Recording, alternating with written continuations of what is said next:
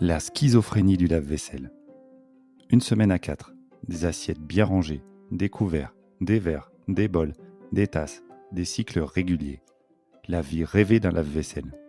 Et puis, une semaine à 2, si peu d'assiettes remplacées par des coupelles apéro. Plus de bols, des dizaines de tasses et de verres, parfois même des poêles et des casseroles.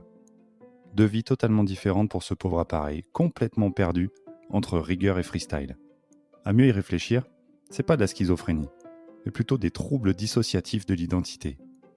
Victime du rythme de vie d'une famille recomposée, il n'est pas le seul de la maison à subir cette pathologie. Que dire de cette salle de bain ?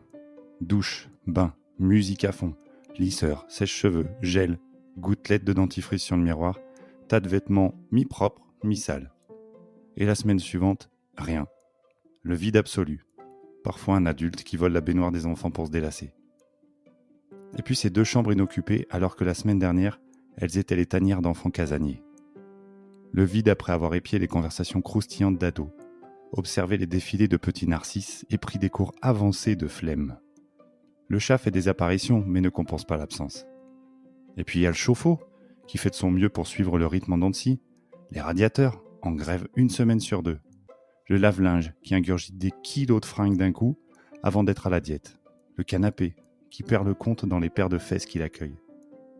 Une dissociation qui atteint aussi les adultes. Semaine 1. Des horaires à respecter. Les repas, équilibrés si possible. Les douches, le coucher, le réveil, les activités. Les devoirs à vérifier, les leçons à réviser. Une partition qui tolère mal les fausses notes. Semaine 2. Programme libre. Le réveil qui sonne plus tard. Pas d'ado à extraire de son lit. Souplesse sur les horaires et sur la qualité de la nourriture.